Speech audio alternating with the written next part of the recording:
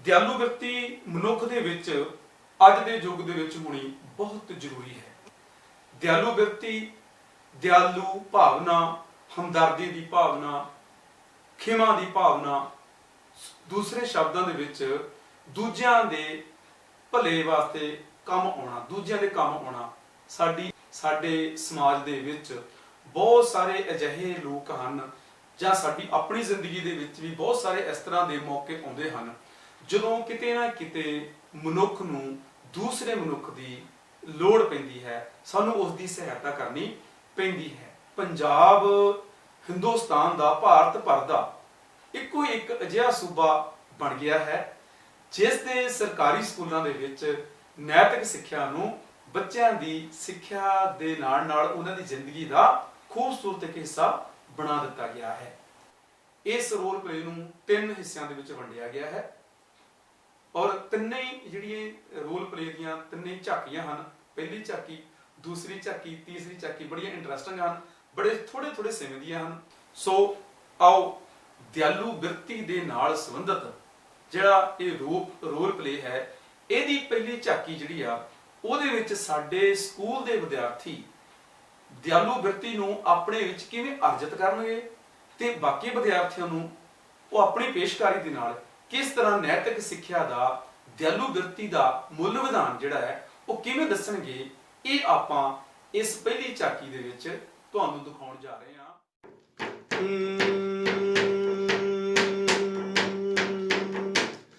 ਅੱਜ ਸਵੇਰੇ ਅੰਮ੍ਰਿਤ ਬਿੰਦਰ ਪੜਨ ਸਕੂਲੇ ਆਉਂਦੇ ਸੀ, ਆਓ ਵੇਖੀਏ ਰਸਤੇ ਦੇ ਵਿੱਚ ਕੰਮ ਉਹਨਾਂ ਨੇ ਕੀਤੇ ਕੀ। ਅੱਜ ਸਵੇਰੇ ਅੰਮ੍ਰਿਤ ਬਿੰਦਰ ਪੜਨ ਸਕੂਲੇ ਆਉਂਦੇ ਸੀ, ਆਓ ਵੇਖੀਏ ਰਸਤੇ ਦੇ ਵਿੱਚ ਕੰਮ ਉਹਨਾਂ ਨੇ ਕੀਤੇ ਕੀ। ਕੰਮ ਉਹਨਾਂ ਨੇ ਕੀਤੇ ਕੀ, ਕੰਮ ਉਹਨਾਂ ਨੇ ਕੀਤੇ ਕੀ। ਕਰ ਭਲਾ ਹੋ ਭਲਾ, ਅੰਤ ਭਲੇ ਦਾ ਹੈ ਭਲਾ। ਕਰ ਭਲਾ ਹੋ ਭਲਾ, ਅੰਤ ਭਲੇ ਦਾ ਹੈ ਭਲਾ। ਰੁਕ ਅਮਰਤ, ਤੂੰ ਕਦੋਂ ਦਾ ਭਲੇ ਵਾਲੇ ਕੰਮ ਕਰਨੇ ਸ਼ੁਰੂ ਕਰਤੇ? ਯਾਰ ਮੇਰੀ ਦਾਦੀ ਨੇ ਮੈਨੂੰ ਇੱਕ ਰਾਤੀ ਕਹਾਣੀ ਦੱਸੀ ਸੀ, ਉਹ ਕਹਿੰਦੇ ਸੀ ਸਾਨੂੰ ਚੰਗੇ ਕੰਮ ਕਰਨੇ ਚਾਹੀਦੇ ਆ। ਤੂੰ ਚੰਗੇ ਕੰਮ ਮੇਰੇ ਤੋਂ ਹੀ ਕਰਨੇ ਸ਼ੁਰੂ ਕਰਦੇ ਅੱਜ? ਯਾਰ ਮੈਂ ਕੀ ਚੰਗੇ ਕੰਮ ਕਰ ਸਕਦਾ ਆ? ਤੂੰ ਮੈਨੂੰ, ਮੈਂ ਗਰੀਬ ਘਰ ਤੋਂ ਆ, ਤੂੰ ਮੈਨੂੰ ਸਾਈਕਲ ਤੇ ਲੈ ਜਾਇਆ ਕਰ ਸਕੂਲ ਨੂੰ। ਯਾਰ ਇਹ ਵੀ ਕੋਈ ਪੁੱਛਣ ਵਾਲੀ ਗੱਲ ਆ? ਤੂੰ ਬੈਠ ਮੇਰੇ ਸਾਈਕਲ ਤੇ ਕੈਰੀਅਰ ਤੇ। ਧੰਨਵਾਦ ਅਮਰਤ। ਯਾਰ ਇਹ ਕੋਈ ਧੰਨਵਾਦ ਵਾਲੀ ਗੱਲ ਨਹੀਂ ਹੈਗੀ, ਇਹ ਤਾਂ ਮੇਰਾ ਫਰਜ਼ ਆ। ਕਰ ਭਲਾ ਹੋ ਭਲਾ, ਅੰਤ ਭਲੇ ਦਾ ਹੈ ਭਲਾ। ਕਰ ਭਲਾ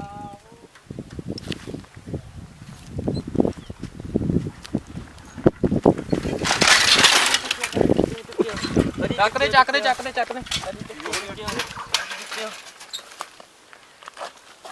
ਮੈਂ ਤੈਨੂੰ ਕਈ ਵਾਰ ਕਿਹਾ ਸਾਈਕਲ ਹੌਲੀ ਚਲਾਇਆ ਕਰ, ਤੂੰ ਘੋੜੇ ਤੇ ਸਵਾਰ ਰਹਿਣਾ ਹਰੇਕ ਵੇਲੇ। ਸਖਤ ਨਹੀਂ ਲੱਗੀ ਤੇਰੇ? ਨਹੀਂ ਠੀਕ ਆ ਨਾ? ਕੱਪੜੇ ਜਾ ਚੱਲ, ਕੋਈ ਨਹੀਂ, ਹੌਲੀ ਚਲਾਇਆ ਕਰ। ਕੋਈ ਨਹੀਂ ਭਾਜੀ, ਅੱਗੇ ਤੋਂ ਹੌਲੀ ਚਲਾਇਆ ਕਰਾਂਗੇ। ਧੰਨਵਾਦ ਭਾਜੀ ਤੁਹਾਡਾ। ਹੌਲੀ ਚਲਾਇਆ ਕਰ। ਕੋਈ ਨਹੀਂ, ਅੱਗੇ ਤੋਂ ਹੌਲੀ ਚਲਾਇਆ ਕਰਾਂਗੇ ਭਾਜੀ। ਠੀਕ ਹੈ, ਕਾਲੀ ਨਹੀਂ ਕਰਨੀ ਕਦੀ ਵੀ। ਕਾਲੀ ਨਹੀਂ ਕਰਨੀ। ਠੀਕ ਹੈ ਭਾਜੀ। ਆ ਲੈ ਆਪਣਾ ਆਹ ਸਾਈਕਲ। ਧੰਨਵਾਦ ਭਾਜੀ ਤੁਹਾਡਾ ਚੱਕਣ ਦਾ।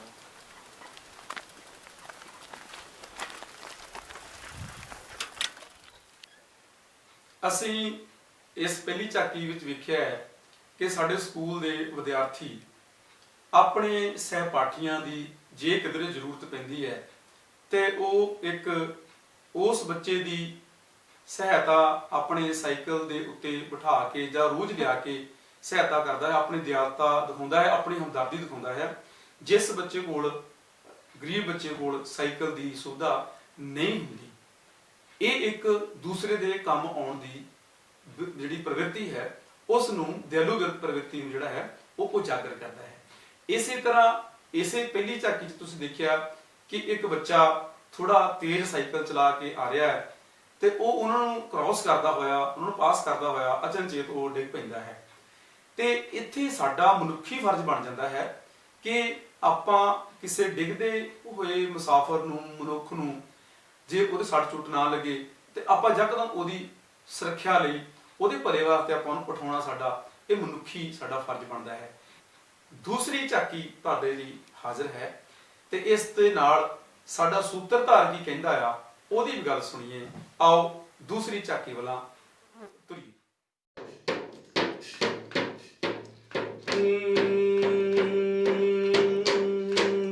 ਦੋ ਭਲੇ ਦੇ ਕਾਰਜ ਕਰਕੇ ਅੰਮ੍ਰਿਤ ਬਿੰਦਰ ਆਏ ਸਕੂਲੇ। ਜਰਾ ਦਿਮਾਗ ਲਗਾ ਕੇ ਸੋਚੋ ਮੈਡਮ ਜੀ ਨੂੰ ਕੀ ਬੋਲੇ।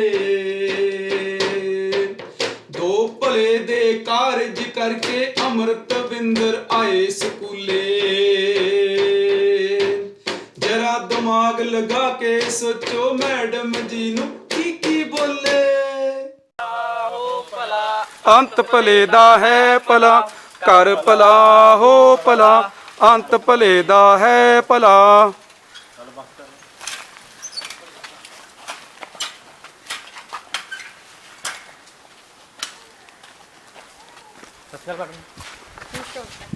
Good morning ban.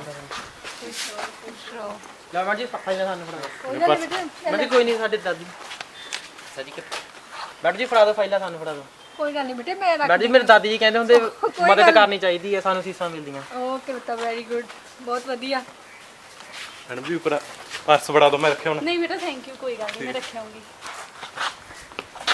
ਸਾਡੀ ਕਿਤਾਬਾਂ ਮੈਂ ਰੱਖਿਆ ਨਾ, ਕੋਈ ਨਹੀਂ ਜੀ ਰੱਖਿਆ ਨਹੀਂ। ਉਹ ਉਧਰ ਮੈਂ ਦਫ਼ਤਰ 'ਚ ਨਾ ਮੈਡਮ ਕੋ ਰੱਖਿਓਗੇ। ਠੀਕ ਹੈ ਜੀ। ਥੈਂਕ ਯੂ ਬੇਟਾ, ਸ਼ਾਬਾਸ਼।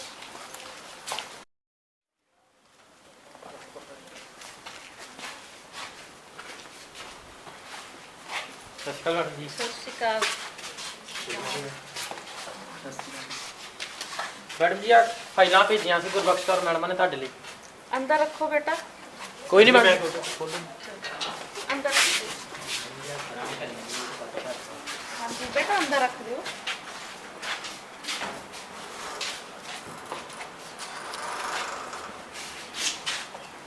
God bless ਬੇਟਾ, God bless you ਬੇਟਾ, God bless। ਬਹੁਤ ਵਧੀਆ ਬੇਟੇ, ਤੁਹਾਡੇ ਵਿੱਚ ਮੋਰਲ ਵੈਲਿਊਜ਼ ਆ। ਸਾਡੇ ਸਕੂਲ ਨੂੰ ਤੁਹਾਡੇ ਤੇ ਮਾਣ ਹੈ। ਇੰਨੇ ਅੱਛੇ ਬੱਚੇ ਹੈਗੇ ਆ ਜਿਨ੍ਹਾਂ ਦੇ ਵਿੱਚ ਨੈਤਿਕ ਸਿੱਖਿਆ ਇੰਨੀ ਵਧੀਆ ਢੰਗ ਦੇ ਨਾਲ ਭਰੀ ਹੋਈ ਆ। ਬੇਟੇ ਤੁਸੀਂ ਸਕੂਲ ਦੇ ਨਾਲ ਨਾਲ ਆਪਣੇ ਘਰਾਂ ਦੇ ਵਿੱਚ ਵੀ ਇਹੋ ਜਿਹਾ ਹੀ ਦਿਖਾਉਣਾ ਆ। ਅਸੀਂ ਇਸ ਦੂਸਰੀ ਝਾਕੀ ਦੇ ਵਿੱਚ ਦਿਆਲੂ ਬਿਰਤੀ ਨੂੰ ਸਾਬਤ ਕਰਦੇ ਹੋਏ, ਪ੍ਰਮਾਣਿਤ ਕਰਦੇ ਹੋਏ ਜੋ ਦ੍ਰਿਸ਼ ਵੇਖਿਆ ਹੈ, ਇੱਕ ਐਕਟੀਵਿਟੀ ਦੇਖੀ ਹੈ, ਉਹਦੇ ਵਿੱਚ ਸਾਡੇ ਵਿਦਿਆਰਥੀ ਇੱਕ ਮਸਤੀ ਦੇ ਵਿੱਚ ਇਹ ਤੁਕਾਂ ਵੀ ਉਚਾਰਨ ਕਰ ਰਹੇ ਹਨ। ਕਰ ਭਲਾ ਹੋ ਭਲਾ, ਅੰਤ ਭਲੇ ਦਾ ਹੈ ਭਲਾ। ਔਰ ਇਹਦੇ ਨਾਲ ਹੀ ਜਦੋਂ ਉਹ ਕੈਂਪਸ ਵਿੱਚ ਦਾਖਲ ਹੁੰਦੇ ਹਨ, ਉਸੇ ਵੇਲੇ ਅਧਿਆਪਕ ਸਾਹਿਬਾਨ ਉੱਥੇ ਖੜੇ ਹਨ। ਉਹਨਾਂ ਕੁਝ ਸਕੂਲ ਦੀਆਂ ਕਿਤਾਬਾਂ ਹਨ, ਕੁਝ ਫਾਈਲਾਂ ਉਹਨੀ ਫੜੀਆਂ ਹੋਈਆਂ ਹਨ ਤੇ ਇਹਨਾਂ ਵਿਦਿਆਰਥੀਆਂ ਦੇ ਦਿਮਾਗ 'ਚ ਆਉਂਦਾ ਹੈ ਆਪਾਂ ਇੱਕ ਦੂਸਰੇ ਦੇ ਸਾਨੂੰ ਕੰਮ ਆਉਣਾ ਚਾਹੀਦਾ। ਛੋਟਿਆਂ ਦੇ ਕੰਮ ਵੀ ਆਉਣਾ ਚਾਹੀਦਾ, ਆਪਣੇ ਹਮ ਉਮਰ ਦੇ ਕੰਮ ਵੀ ਆਉਣਾ ਚਾਹੀਦਾ ਤੇ ਵੱਡਿਆਂ ਦੀ ਵੀ ਸਤਿਕਾਰਪੂਰਵਕ ਉਹਨਾਂ ਦੀ ਜਿੰਨੀ ਕੁ ਹੋ ਸਕਦੀ ਹੈ ਸਾਨੂੰ ਮਦਦ ਜਾਂ ਉਹਨਾਂ ਦਾ ਹੱਥ ਵਟਾਉਣਾ ਚਾਹੀਦਾ ਹੈ। ਆਓ ਸੂਤਰਧਾਰ ਤੋਂ ਇਹਨਾਂ ਦੀ ਪ੍ਰਸ਼ੰਸਾ ਵੀ ਸੁਣੀਏ ਤੇ ਆਪਾਂ ਇਸ ਰੋਲ ਪਲੇ ਦਾ ਆਨੰਦ ਵੀ ਮਾਣੀਏ।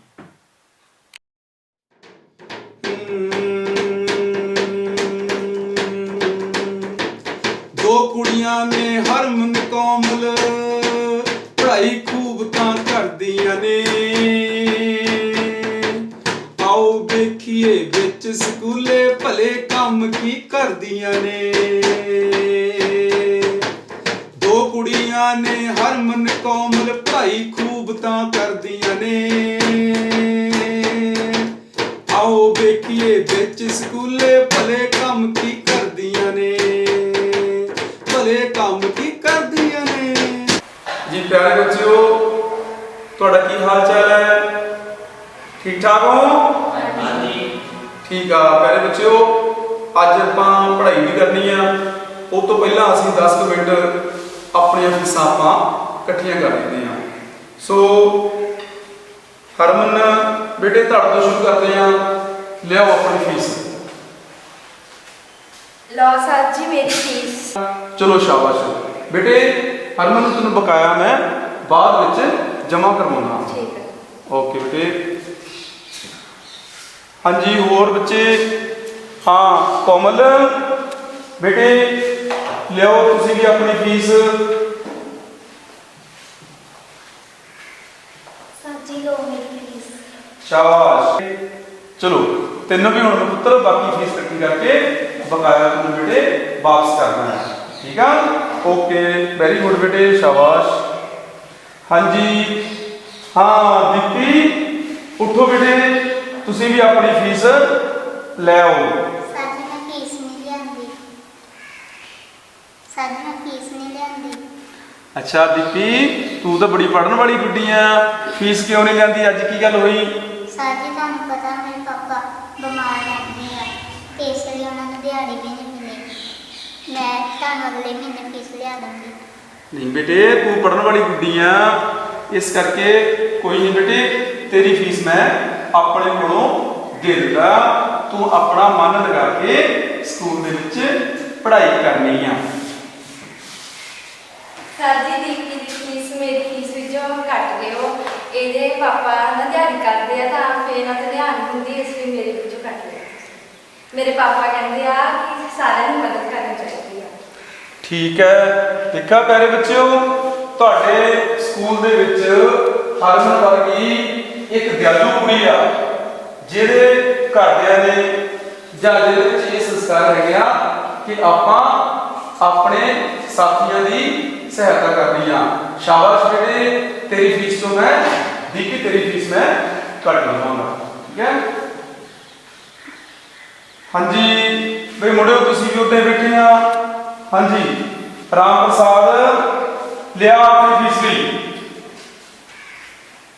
ਸਰ ਜੀ ਮੈਨੂੰ ਫੀਸ ਲਿਆਉਂਦਾ ਜੀ ਚੇਤੇ ਭੁੱਲ ਗਿਆ ਜੀ। ਅੱਛਾ ਰਾਮ ਪ੍ਰਸਾਦ ਤੈਨੂੰ ਚੇਤਾ ਭੁੱਲ ਗਿਆ ਫੀਸ ਦਾ, ਜਾਂ ਫਿਰ ਤੂੰ ਉਹੀ ਅੱਜ ਵੀ ਕੋਈ ਬਹਾਨਾ ਮਾਰ ਲਿਆ? ਸਰ ਜੀ ਮੇਰੇ ਪਿਤਾ ਜੀ ਨੇ ਜੀ ਦਿਹਾੜੀ ਕੀਤੀ ਸੀ, ਉੱਥੋਂ ਪੈਸੇ ਨਹੀਂ ਮਿਲੇ, ਕਹਿੰਦੇ ਜਦੋਂ ਮਿਲ ਜੂਗਾ ਕਿ ਮੈਂ ਤੁਹਾਡੀ ਫੀਸ ਤਾਰ ਦੂੰਗਾ ਜੀ। ਬੇਟੇ ਠੀਕ ਆ ਕੋਈ ਨਹੀਂ, ਤੂੰ ਆਪਣੀ ਪੜ੍ਹਾਈ ਦੇ ਵਿੱਚ ਖਿਆਲ ਰੱਖਣਾ ਤੇ ਤੂੰ ਪੜ੍ਹਨ ਵਾਲਾ ਬੱਚਾ ਹੈ, ਕੋਈ ਗੱਲ ਨਹੀਂ। ਮੈਂ ਤੈਨੂੰ ਆਪਣੇ ਕੋਲ ਤੇ ਮੈਂ ਫੀਸ ਜਿਹੜੀ ਆ ਉਹ ਪੇ ਕਰ ਦੂੰਗਾ। ਠੀਕ ਹੈ?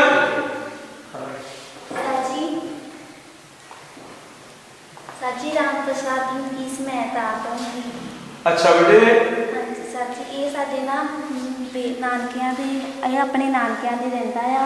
ਇਹ ਨਾ ਸਾਡੇ ਮਹੱਲੇ ਵਿੱਚ ਰਹਿੰਦਾ। ਇਹਦੇ ਨਾਨਾ ਨਾਨੀ ਕੋਲ ਕੋਈ ਰੋਜ਼ਗਾਰ ਵੀ ਨਹੀਂ ਹੈਗਾ, ਤੇ ਇਸ ਕਰਕੇ ਇਹਨੇ ਨਾਨਾ ਨਾਨੀ ਕੋਲ ਜ਼ੋਰ ਗਿਆ। ਇਸ ਕਰਕੇ ਜਿਹੜੀ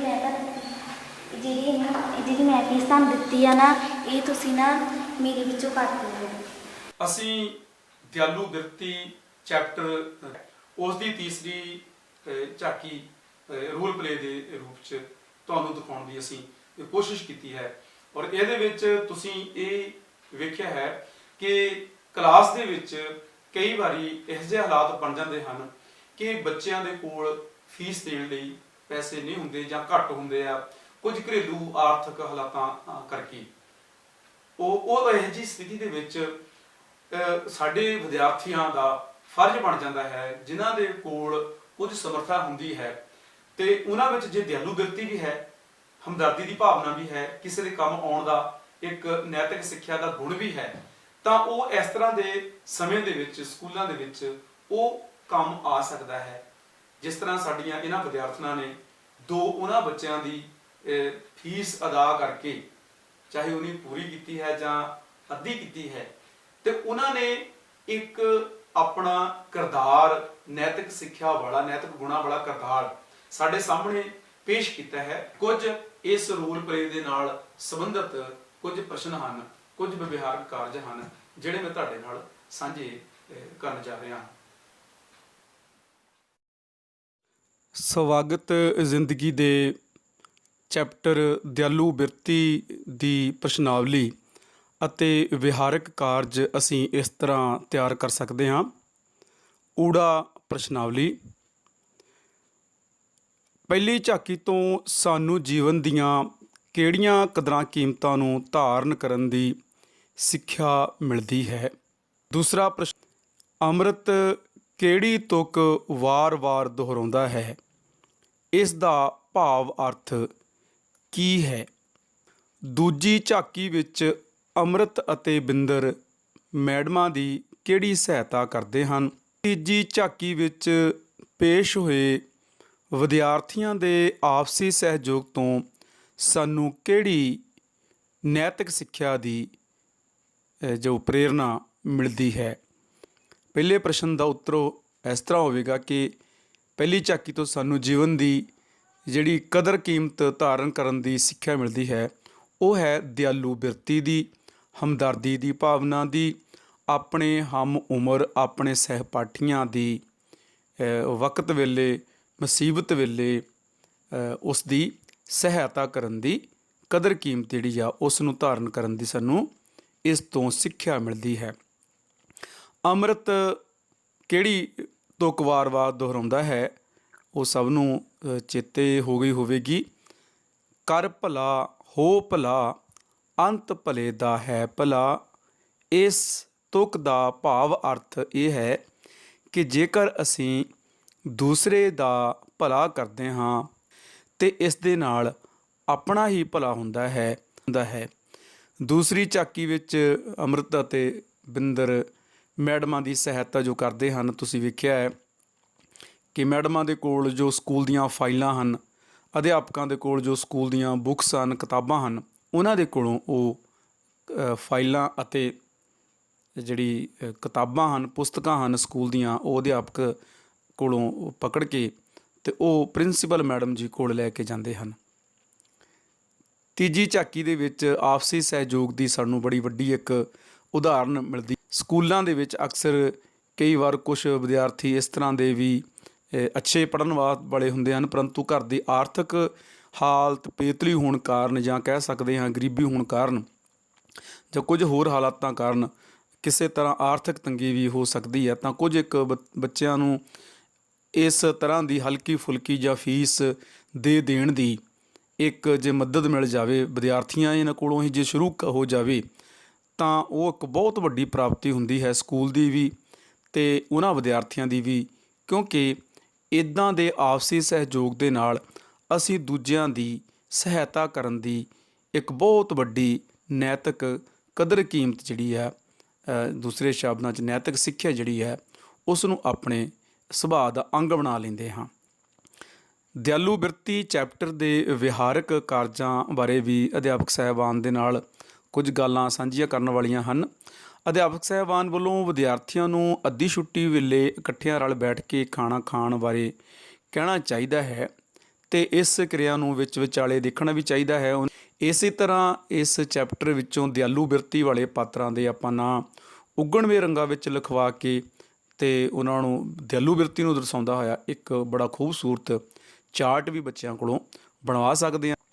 ਇਸੇ ਪ੍ਰਕਾਰ ਸਕੂਲ ਦੇ ਵਿਦਿਆਰਥੀਆਂ ਵੱਲੋਂ, ਕਲਾਸ ਦੇ ਵਿਦਿਆਰਥੀਆਂ ਵੱਲੋਂ ਆਪਣੇ ਸਮਾਜ ਵਿੱਚ, ਚੌਗਿਰਦੇ ਵਿੱਚ ਦਿਆਲੂ ਸੁਭਾਅ ਨਾਲ ਕਿਸੇ ਦੀ ਜੀ ਉਹਨਾਂ ਵੱਲੋਂ ਕੋਈ ਸਹਾਇਤਾ ਕੀਤੀ ਗਈ ਹੋਵੇ, ਉਹਨਾਂ ਨੇ ਕੋਈ ਭਲੇ ਦਾ ਕਾਰਜ ਕੀਤਾ ਹੋਵੇ, ਬਜ਼ੁਰਗਾਂ, ਬੱਚਿਆਂ ਅਤੇ ਲੋੜਵੰਦਾਂ ਦੀ ਕੀਤੀ ਕੋਈ ਸਹਾਇਤਾ ਦਾ ਉਹਨਾਂ ਦੇ ਕੋਲ ਕੋਈ ਯਾਦ ਹੋਵੇ ਜਾਂ ਉਹਨਾਂ ਕੋਲ ਕੋਈ ਇੱਦਾਂ ਦਾ ਕੋਈ ਜਾਣਕਾਰੀ ਹੋਵੇ, ਗਿਆਨ ਹੋਵੇ, ਤਾਂ ਉਹਨਾਂ ਕੋਲੋਂ ਆਪਾਂ ਇੱਕ ਲਿਖਤ ਲਿਖਵਾ ਸਕਦੇ ਹਾਂ। ਇਹ ਚੈਪਟਰ ਦਿਆਲੂ ਬਿਰਤੀ ਵਾਲਾ ਚੈਪਟਰ ਤੁਸੀਂ 3 ਝਾਕੀਆਂ ਦੇ ਵਿੱਚ ਇੱਕ ਰੋਲ ਪਲੇ ਦੇ ਰੂਪ ਦੇ ਵਿੱਚ ਤੁਸੀਂ ਵੇਖਿਆ ਹੈ। ਆਓ ਸਾਰੇ ਰਲ ਕੇ ਸਿੱਖਿਆ ਵਿਭਾਗ ਦੇ ਇਸ ਨਵੇਂ ਵਿਸ਼ੇ ਸਵਾਗਤ ਜ਼ਿੰਦਗੀ ਦੇ ਵਿੱਚ ਸ਼ਾਮਲ ਕੀਤੀਆਂ ਗਈਆਂ ਕਿਰਿਆਵਾਂ ਪਹਿਲੀ ਸ਼੍ਰੇਣੀ ਤੋਂ ਲੈ ਕੇ 12ਵੀਂ ਸ਼੍ਰੇਣੀ ਤੱਕ ਦੇ ਸਾਰੇ ਜਿੰਨੇ ਚੈਪਟਰ ਹਨ, ਆਪਾਂ ਉਹਨਾਂ ਸਾਰਿਆਂ ਦਾ ਭਰਪੂਰ ਆਨੰਦ ਮਾਣੀਏ। ਇਹਨਾਂ ਸ਼ਬਦਾਂ ਦੇ ਨਾਲ ਤੁਹਾਡਾ ਸਾਰਿਆਂ ਦਾ ਧੰਨਵਾਦ। ਅੱਜ ਸਬਜ਼ੀ ਮੰਡੀ ਚੰਗੀ, ਪਤਾ ਨਹੀਂ ਕੀ ਬਣਨਾ, ਦੁਕਾਨ ਤੇ ਵੀ ਸਮਾਨ ਨਹੀਂ ਹੈਗਾ। ਭਾਜੀ ਰੁਕਿਓ, ਲੈ ਜਾਓ ਕਿੱਥੇ? ਭਾਈ ਸਕੂਲੇ। ਵੀਰੇ ਮੈਨੂੰ ਲੈ ਜਾਓ, ਮੈਂ ਕਾਲਜ ਜਾਣਾ, ਮੇਰਾ ਪੇਪਰ ਆ। ਓ ਯਾਰ ਤੂੰ ਮੈਨੂੰ ਬੈਂਕ ਤੱਕ ਸਾਡਾ। ਭਾਜੀ ਛੱਡੋ ਉਹਨਾਂ, ਤੁਸੀਂ ਮੈਨੂੰ ਬਾਜ਼ਾਰ ਤੱਕ ਛੱਡ ਆਓ। ਓ ਯਾਰ ਤੂੰ ਮੈਨੂੰ ਬੈਂਕ ਤੱਕ ਲੈ ਜਾ। ਇੱਕ ਮਿੰਟ ਬੀਬੀ ਜੀ, ਤੁਸੀਂ ਕਿੱਥੇ ਜਾਣਾ? ਪੁੱਤ ਮੈਂ ਬਾਜ਼ਾਰ ਜਾਣਾ ਦਵਾਈ ਲੈਣ। ਉਹ ਯਾਰ ਤੂੰ ਮੈਨੂੰ ਬੈਂਕ ਤੱਕ ਛੱਡ ਯਾਰ। ਭਾਜੀ ਤੁਸੀਂ ਇਹਨਾਂ ਨੂੰ ਛੱਡੋ, ਤੁਸੀਂ ਮੈਨੂੰ ਬਾਜ਼ਾਰ ਓ ਯਾਰ ਤੂੰ ਬੈਂਕ ਤੱਕ ਛੱਡ ਯਾਰ, ਰਹਿਣ ਦੇ ਮੈਨੂੰ ਯਾਰ, ਛੱਡੋ। ਭਾਜੀ ਮੈਨੂੰ ਇੱਥੋਂ ਕੁਛ ਓਏ ਇੱਕ ਮਿੰਟ ਖੜ ਜਾਓ ਯਾਰ। ਦਿਮਾਗ ਖਰਾਬ ਕੀਤਾ ਪਿਆ ਇਹਨਾਂ ਨੇ। ਹੁਣ ਸਾਰਿਆਂ ਨੂੰ ਕਿੱਦਾਂ ਇਕੱਠੇ ਲੈ ਜਾਵਾਂ?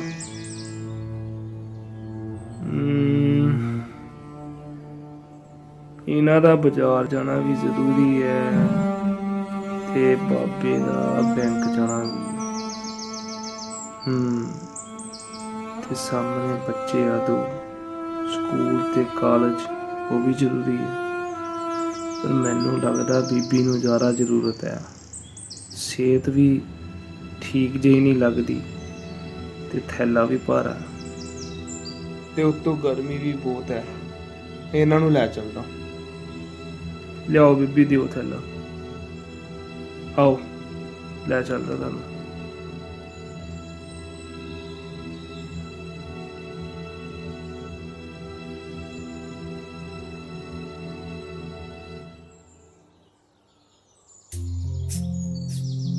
ਧਿਆਨ ਨਾਲ ਪੁੱਤ। बेशक अजे गरीबी ए मेरा साइकिल मेरा सहारा ए मार पैडल ते चढ़ जावां बस इस तो ही मेरा गुजारा है। दिल सी मैं सब नू ले जावां बस इहो ही हुण मैं सोच रहा लोड़वंद दी मदद करा दिल मेरा भी ए लोच रहा दिल मेरा भी ए। साइकिल कहंदे गरीब दी सवारी है पर ਇਹ ਸੋਚ ਬਦਲਣ ਦੀ ਲੋੜ ਹੈ। ਮੈਂ ਸਮਝਦਾ ਕਿ ਸਾਈਕਲ ਦੇ ਵਿੱਚ ਵੀ ਬਹੁਤ ਅਮੀਰੀ ਹੈ। ਤੁਸੀਂ ਦੇਖਿਆ ਕਿ ਸਾਈਕਲ ਸਵਾਰ ਕਿਵੇਂ 4-5 ਰਾਹਗੀਰਾਂ ਦੇ ਵਿੱਚੋਂ ਸਭ ਤੋਂ ਵੱਧ ਲੋੜਵੰਦ ਬੁੱਢੀ ਤੀਵੀਂ ਬਜ਼ੁਰਗ ਔਰਤ ਨੂੰ ਆਪਣਾ ਸਮਝ ਕੇ ਉਸ ਦੀ ਮਦਦ ਕਰਦਾ ਹੈ। ਚਾਹੁੰਦਾ ਤੇ ਸੀ ਕਿ ਸਾਰਿਆਂ ਦੀ ਮਦਦ ਹੋਵੇ ਪਰ ਉਸ ਦੀ ਬੇਵਸੀ ਸੀ। ਇਹ ਵੀ ਹੋ ਸਕਦਾ ਹੈ ਕਿ ਅਸੀਂ ਕਿਸੇ ਦੀ ਮਦਦ ਕਰਨਾ ਚਾਹੁੰਦੇ ਹੋਈਏ ਪਰ ਕਿਤੇ ਨਾ ਕਿਤੇ ਸਾਡੀ ਬੇਵਸੀ ਉਸ ਵਿੱਚ ਰੁਕਾਵਟ ਬਣਦੀ ਹੋਵੇ। ਪਰੰਤੂ ਭਾਵਨਾ ਸਾਡੀ ਜ਼ਰੂਰ ਇਸ ਪੱਧਰ ਦੀ ਹੋਣੀ ਚਾਹੀਦੀ ਹੈ ਕਿ ਸਾਡੇ ਵਿੱਚੋਂ ਇਨਸਾਨੀਅਤ ਦਾ ਮਾਤਾ ਜਾਗਦਾ ਰਹੇ, ਸਾਡੇ ਵਿੱਚੋਂ ਮਾਨਵੀ ਸਾਂਝ ਦਾ ਮਾਤਾ ਜਾਗਦਾ ਰਹੇ। ਸਮਾਜ ਦੇ ਵਿੱਚ ਆਪਣਾ ਖੂਬਸੂਰਤ ਜੀਵਨ ਬਿਤਾਉਣ ਦੇ ਲਈ, ਹੰਡਾਉਣ ਦੇ ਲਈ, ਮਾਨਣ ਦੇ ਲਈ ਇਹ ਜੋ ਜ਼ਿੰਦਗੀ ਦਾ ਪੱਖ ਬਹੁਤ ਅਹਿਮ ਹੈ। ਤੁਹਾਡੇ ਨਾਲ ਮੈਂ 2 ਸਥਿਤੀਆਂ ਸਾਂਝੀਆਂ ਕਰਨ ਲੱਗਾ। ਇਹ ਸਾਡੀ ਸਥਿਤੀ ਹੈ ਔਰ ਇਸ ਸਥਿਤੀ ਦੇ ਵਿੱਚ ਅਸੀਂ ਜੋ ਸਾਡੇ ਸਾਹਮਣੇ ਹਾਲਾਤ ਹਨ, ਜੋ ਸਥਿਤੀ ਅੱਗੇ ਪੇਸ਼ ਆਉਣੀ ਹੈ, ਉਸ ਨੂੰ ਅਸੀਂ ਸਮਝਣਾ ਹੈ ਕਿ ਸਾਈਕਲ ਦਾ ਸਫ਼ਰ ਹੈ। ਗਰਮੀ ਬਹੁਤ ਜ਼ਿਆਦਾ ਹੈ, ਤੁਸੀਂ ਮੰਨ ਲੈਣਾ ਹੈ ਕਿ ਗਰਮੀ 'ਚ ਸਾਈਕਲ ਦਾ ਸਫ਼ਰ ਕਰ ਰਹੇ ਹੋ ਔਰ ਤੁਸੀਂ ਕਰ ਰਹੇ ਹੋ। ਵਾਧੂ ਸੀਟ ਸਿਰਫ ਇੱਕ ਹੈ, ਸਮੇਂ ਸਿਰ ਮੁੜਨਾ ਵੀ ਲਾਜ਼ਮੀ ਹੈ। ਰਸਤੇ 'ਚ ਖਲੋਤੇ ਹੋਏ 5 ਰਾਹਗੀਰ ਬਿਠਾਉਣੇ ਹਨ ਔਰ 5 ਦੇ ਵਿੱਚ ਤੁਸੀਂ 5 ਨਹੀਂ ਬਿਠਾ ਸਕਦੇ। ਉਹ ਤੁਹਾਨੂੰ ਆਪਣੀ ਸੀਟ ਤੇ ਬਿਠਾਉਣ ਦੇ ਲਈ ਰੋਕਦੇ ਹਨ, ਮਦਦ ਕਰਨ ਦੇ ਲਈ ਪੁਕਾਰਦੇ ਹਨ, ਪਰੰਤੂ ਮਦਦ ਤੁਸੀਂ ਇੱਕ ਦੀ ਕਰ ਸਕਦੇ ਹੋ। ਉਹਨਾਂ 5 ਦੇ ਵਿੱਚ ਕੌਣ ਹਨ? ਇੱਕ ਹੈ ਮੁਟਿਆਰ, ਦੂਸਰਾ ਹੈ ਨੌਜਵਾਨ ਔਰ ਤੀਸਰਾ ਅਧਖੜ ਉਮਰ ਦਾ ਆਦਮੀ, ਚੌਥਾ ਵਿਆਹੀ ਔਰਤ, ਪੰਜਵਾਂ ਗਰੀਬ ਬੁੱਢੀ ਤੀਵੀਂ। ਹੁਣ ਇਹ ਅਸੀਂ ਦੇਖਦੇ ਹਾਂ ਆਪਣੀ ਅੱਖ ਦੇ ਨਾਲ ਜਦੋਂ ਅਸੀਂ ਸਾਈਕਲ ਤੇ ਜਾ ਰਹੇ ਹਾਂ। ਇਸ ਸਥਿਤੀ ਨੂੰ ਸਮਝਣਾ ਹੈ, ਮਹਿਸੂਸ ਕਰਨਾ ਹੈ ਕਿ ਅੱਤ ਦੀ ਗਰਮੀ ਦੇ ਵਿੱਚ ਮੈਂ ਆਪਣੀ ਇੱਕ ਸੀਟ ਤੇ ਬਿਠਾ ਸਕਦਾ ਹਾਂ। ਇਹ ਇਨਸਾਨੀਅਤ ਵਾਲਾ ਰਵੱਈਆ ਹੈ ਜੋ ਸਾਨੂੰ ਪ੍ਰੇਰਿਤ ਕਰਦਾ ਹੈ ਮਦਦ ਕਰਨ ਦੇ ਲਈ। ਅਸੀਂ 5 ਜਣੇ ਬਿਠਾ ਨਹੀਂ ਸਕਦੇ। ਉਹਨਾਂ ਦੀ ਸਮੱਸਿਆ ਨੂੰ ਸਮਝਣਾ ਸਾਡਾ ਫਰਜ਼ ਬਣਦਾ ਹੈ, ਸਾਡੀ ਇਨਸਾਨੀਅਤ ਦੇ ਨਾਤੇ। ਫਿਰ ਸਵਾਲ ਪੈਦਾ ਹੁੰਦਾ ਹੈ ਕਿ 5 ਅਸੀਂ ਬਿਠਾ ਨਹੀਂ ਸਕਦੇ, 5 ਦੀ ਅਸੀਂ ਮਦਦ ਕਰ ਨਹੀਂ ਸਕਦੇ, ਸਾਡੀ ਮਜਬੂਰੀ ਹੈ। ਤਾਂ ਕਰਾਂਗੇ ਕੀ? ਅਸੀਂ ਚੋਣ ਕਰਾਂਗੇ ਆਪਣੇ ਉਸ ਪੱਖ ਤੋਂ, ਉਸ ਸੋਚ ਤੋਂ ਜਿਸ ਸੋਚ ਦੇ ਨਾਲ ਅਸੀਂ ਕੇਵਲ ਇੱਕ ਦੀ ਮਦਦ ਕਰ ਸਕਦੇ ਹਾਂ, ਪਰ ਉਹ ਇੱਕ ਦੀ ਜਿਹੜੀ ਮਦਦ ਅਸੀਂ ਕਰਨੀ ਹੈ ਉਹ ਸਭ ਤੋਂ ਵੱਧ ਲੋੜਵੰਦ ਨੂੰ ਚੁਣਨਾ ਪਵੇਗਾ। ਪਰ ਇਸ ਹਾਲਾਤ ਦੇ ਵਿੱਚ ਇਹ ਵੀ ਹੋ ਸਕਦਾ ਕਿ ਤੁਸੀਂ ਕਿਸੇ ਨੂੰ ਸੀਟ ਹੀ ਨਾ ਦਿਓ, ਤੁਸੀਂ ਆਪਣੇ ਮਗਰ ਕਿਸੇ ਨੂੰ ਬਿਠਾਵੋ ਹੀ ਨਾ। ਇਹ ਗੱਲ ਜਾਂ ਤਾਂ ਬਹੁਤ ਵੱਡੀ ਮਜਬੂਰੀ ਹੋ ਸਕਦੀ ਹੈ ਕੋਈ ਤੁਹਾਡੀ, ਜਾਂ ਹਮਦਰਦੀ ਦੇ ਉਲਟ ਵਰਤਾਰਾ ਹੋ ਸਕਦਾ। ਸੀਟ ਮੁਟਿਆਰ ਨੂੰ ਦਿੱਤੀ ਜਾਏਗੀ। ਤੀਸਰਾ ਕਾਰਜ ਹੈ ਕਿ ਸੀਟ ਨੌਜਵਾਨ ਨੂੰ ਦੇਵੋਗੇ। ਚੌਥਾ ਹੈ ਕਿ ਸੀਟ ਵਿਆਹੀ ਔਰਤ ਨੂੰ ਦੇਵੋਗੇ। ਤੇ ਪੰਜਵਾਂ ਹੈ ਕਿ ਸੀਟ ਅਧਖੜ ਆਦਮੀ ਨੂੰ ਦੇਵੋਗੇ। ਤੇ ਅਗਲਾ ਹੈ ਕਿ ਸੀਟ ਗਰੀਬ ਬੁੱਢੀ ਤੀਵੀਂ ਨੂੰ ਦੇਵੋਗੇ। ਅਸੀਂ ਕਾਰਜ ਕਰਨ ਤੋਂ ਪਹਿਲਾਂ ਸੋਚਣਾ ਹੈ, ਵਿਚਾਰਨਾ ਹੈ, ਸਮਝਣਾ ਹੈ ਕਿ ਜੇ ਮਦਦ ਹੀ ਕਰਨੀ ਹੈ ਤੇ ਇਹਨਾਂ ਵਿੱਚੋਂ ਸਭ ਤੋਂ ਲੋੜਵੰਦ ਕੌਣ ਹੈ। ਇਹ ਜ਼ਰੂਰੀ ਨਹੀਂ ਹੈ ਕਿ ਅਸੀਂ ਜੇਕਰ ਇਹਨਾਂ ਪੰਜਾਂ ਦੇ ਵਿੱਚੋਂ ਕਿਸੇ ਵੱਧ ਲੋੜਵੰਦ ਨੂੰ ਬਿਠਾਉਂਦੇ ਹਾਂ ਤਾਂ ਤਾਂ ਹੀ ਹਮਦਰਦੀ ਹੋਏਗੀ। ਹਮਦਰਦੀ ਸਾਡੀ ਤਾਂ ਵੀ ਜਾਗਦੀ ਹੈ ਜੇਕਰ ਅਸੀਂ ਇਹਨਾਂ ਪੰਜਾਂ ਚੋਂ ਕਿਸੇ ਇੱਕ ਦੀ ਵੀ ਮਦਦ ਕਰਦੇ ਹਾਂ। ਪਰੰਤੂ ਸਾਡੀ ਸਿਆਣਪ, ਸਾਡੀ ਸੋਚ, ਸਾਡੀ ਉਸਤਤ ਉਸ ਗੱਲ ਵਿੱਚ ਹੋਰ ਵਧੇਰੇ ਹੋਵੇਗੀ ਜਿਸ ਵਿੱਚ ਅਸੀਂ ਸਭ ਤੋਂ ਵੱਧ ਲੋੜਵੰਦ ਦੀ ਮਦਦ ਕਰਦੇ ਹਾਂ। ਆਓ ਕਾਰਜ ਕਰੀਏ। ਇਹਨਾਂ ਪੰਜਾਂ ਦੇ ਵਿੱਚੋਂ ਕਾਰਜ ਕੀ ਕਰੋਗੇ? ਸੀਟ ਬੁੱਢੀ ਤੀਵੀਂ ਨੂੰ ਦੇਵੋਗੇ। ਜੇ ਹਮਦਰਦੀ ਹੈ, ਇਨਸਾਨੀਅਤ ਹੈ, ਹਮਾਇਤ ਹੈ ਸਾਡੀ, ਅਸੀਂ ਮਦਦ ਕਰਨਾ ਚਾਹੁੰਦੇ ਹਾਂ, ਮਾਨਵੀ ਭਾਵਨਾ ਹੈ। ਕਿਉਂ? ਕਿਉਂਕਿ ਬਜ਼ੁਰਗ ਔਰਤ ਬਿਮਾਰ ਹੋ ਸਕਦੀ ਹੈ। ਬਜ਼ੁਰਗ ਔਰਤ ਦਾ ਕੋਈ ਆਸਰਾ ਨਹੀਂ ਹੋ ਸਕਦਾ, ਉਹ ਤੁਰ ਕੇ ਜਾ ਨਹੀਂ ਸਕਦੀ।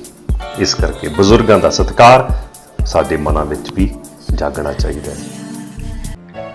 ਸਿੱਖਿਆ ਵਿਭਾਗ ਨੇ ਇਹ ਲੋੜ ਮਹਿਸੂਸ ਕੀਤੀ ਹੈ ਕਿ ਜੇਕਰ ਅਸੀਂ ਸਮਾਜ ਦੇ ਵਿੱਚ ਸਮਾਜ ਨੂੰ ਕੋਈ ਸੇਧ ਦੇਣੀ ਹੈ ਤਾਂ ਇਸ ਵਿੱਚ ਨੈਤਿਕ ਕਦਰਾਂ ਕੀਮਤਾਂ ਦਾ ਬਹੁਤ ਮਹੱਤਵ ਹੈ। ਇਹ ਜਿਸ ਹਮਦਰਦੀ ਤੇ ਹਮਾਇਤ ਦੀ ਅਸੀਂ ਗੱਲ ਕਰ ਰਹੇ ਹਾਂ ਉਹ ਸਾਡੀ ਜ਼ਿੰਦਗੀ ਦਾ ਹਿੱਸਾ ਬਣਨਾ ਚਾਹੀਦਾ ਹੈ। ਦੇਖਿਓ, ਇਸ ਹਮਦਰਦੀ ਦੇ ਨਾਲ ਅਸੀਂ ਉਹ ਖੁਸ਼ੀ ਪ੍ਰਾਪਤ ਕਰ ਸਕਦੇ ਹਾਂ, ਉਹ ਸਕੂਨ ਪ੍ਰਾਪਤ ਕਰ ਸਕਦੇ ਹਾਂ, ਮਨ ਦੀ ਉਹ ਸ਼ਾਂਤੀ ਪ੍ਰਾਪਤ ਕਰ ਸਕਦੇ ਹਾਂ ਜਿਹੜੀ ਸਾਨੂੰ ਲੱਖਾਂ ਰੁਪਏ ਖਰਚ ਕੇ ਵੀ ਪ੍ਰਾਪਤ ਨਹੀਂ ਹੋ ਸਕਦੀ। ਇਸ ਧਰਤੀ ਦੇ ਬੰਦੇ ਨੇ ਪਦਾਰਥਕ ਤਰੱਕੀ ਤਾਂ ਬਹੁਤ ਕੀਤੀ ਹੈ, ਪੈਸਾ ਵੀ ਸ਼ਾਇਦ ਬਹੁਤ ਕਮਾਇਆ ਹੋਵੇਗਾ, ਪਰ ਆਪਣਾ ਸਕੂਨ ਗਵਾ ਲਿਆ। ਲੋੜ ਹੈ ਉਸ ਸਕੂਨ ਨੂੰ ਵਾਪਸ ਲਿਆਉਣ ਦੀ। ਆਓ ਰਲ ਕੇ ਆਪਣੀ ਜ਼ਿੰਦਗੀ ਦੇ ਵਿੱਚ, ਆਪਣੇ ਵਿਹਾਰ ਦੇ ਵਿੱਚ, ਆਪਣੇ ਜੀਵਨ ਦੇ ਵਿੱਚ ਕਦੇ ਹਮਦਰਦੀ ਵੀ ਰੱਖੀਏ। ਮੇਰਾ ਮਤਲਬ ਇਹ ਨਹੀਂ ਹੈ ਕਿ ਹਮਦਰਦੀ ਖਤਮ ਹੋ ਗਈ। ਸਾਡੇ ਸਮਾਜ 'ਚ ਹਮਦਰਦ ਲੋਕ ਬਹੁਤ ਨੇ, ਦੂਸਰਿਆਂ ਦੇ ਦਰਦ ਵੰਡਾਉਣ ਦੀ ਭਾਵਨਾ ਬਹੁਤ ਹੈ, ਪਰ ਲੋੜ ਹੈ ਸਾਰਿਆਂ ਨੂੰ ਆਪਣੀ ਜੀਵਨ ਜਾਂਚ ਦਾ ਹਿੱਸਾ ਬਣਾਉਣ ਦੀ। ਸੋਚ ਕੇ ਦੇਖਿਓ, ਜਦ ਅਸੀਂ ਆਪਣੇ ਅੰਦਰ ਇਸ ਹਮਦਰਦੀ ਨੂੰ ਵਸਾਉਂਦੇ ਹਾਂ ਤਾਂ ਕਦੇ ਅਸੀਂ ਇਕੱਲਾ ਨਹੀਂ ਮਹਿਸੂਸ ਕਰਦੇ, ਕਿਉਂਕਿ ਜੋ ਹਮਦਰਦੀ, ਜੋ ਦੂਸਰਿਆਂ ਦਾ ਦੁੱਖ ਅਸੀਂ ਅੱਜ ਵੰਡਾਉਣਾ ਹੈ, ਹੋ ਸਕਦਾ ਹੈ ਦੂਸਰੇ ਵੀ ਸਾਡੇ ਦੁੱਖ ਦੇ ਵਿੱਚ ਸ਼ਾਮਿਲ ਹੋਣ ਤੇ ਉਹ ਦੁੱਖ ਸਾਨੂੰ ਦੁੱਖ ਲੱਗੇ ਨਾ। ਦੂਸਰੇ ਪਾਸੇ ਸਾਡੀ ਖੁਸ਼ੀ ਹੋਰ ਵੱਧ ਜਾਏ। ਇਸੇ ਕਰਕੇ ਅੱਜ ਇਸੇ ਵਿਸ਼ੇ ਤੇ ਤੁਹਾਡੇ ਨਾਲ ਗੱਲ ਕਰ ਰਹੇ ਹਾਂ। ਇਹ ਹਮਦਰਦੀ ਤੇ ਹਮਾਇਤ ਨੂੰ ਕਿਤੇ ਛੋਟਾ ਨਾ ਜਾਣਿਓ। ਇਹ ਸੰਕਲਪ ਦੁਨੀਆ ਜਿੱਡਾ ਵਿਸ਼ਾਲ ਹੈ, ਜੀਵਨ ਜਿੱਡਾ ਵਿਸ਼ਾਲ ਹੈ। ਇਸ ਵਿੱਚ ਆਉਂਦਾ ਕੀ ਹੈ, ਆਓ ਦੇਖੀਏ, ਆਓ ਸੁਣੀਏ ਕਿ ਇਹ ਸੰਕਲਪ ਕਿੰਨਾ ਵੱਡਾ ਹੈ। ਨਿਰਸਵਾਰਥ ਹੋਣ ਦੀ ਭਾਵਨਾ, ਮੋਹ ਜਾਂ ਮੋਹ ਦੀ ਭਾਵਨਾ, ਇਨਸਾਨੀਅਤ, ਮਾਨਵਤਾ, ਇਹ ਇਨਸਾਨ ਦੀ ਇਨਸਾਨ ਦੇ ਨਾਤੇ ਕਦਰ ਦਾ ਨਾਂ ਹੈ। ਸਾਂਝੀਵਾਲਤਾ, ਪਰਉਪਕਾਰੀ ਬਿਰਤੀ, ਦੂਸਰਿਆਂ ਦਾ ਭਲਾ ਕਰਨਾ ਤੇ ਉਸਾਰੂ ਸੋਚ, ਸਕਾਰਾਤਮਕ ਸੋਚ, ਸਦਭਾਵਨਾ, ਨੇਕ ਨੀਅਤ, ਇਸ ਵਿੱਚ ਸਦਾਚਾਰਕ ਸੋਚ ਵੀ ਸ਼ਾਮਿਲ ਹੈ।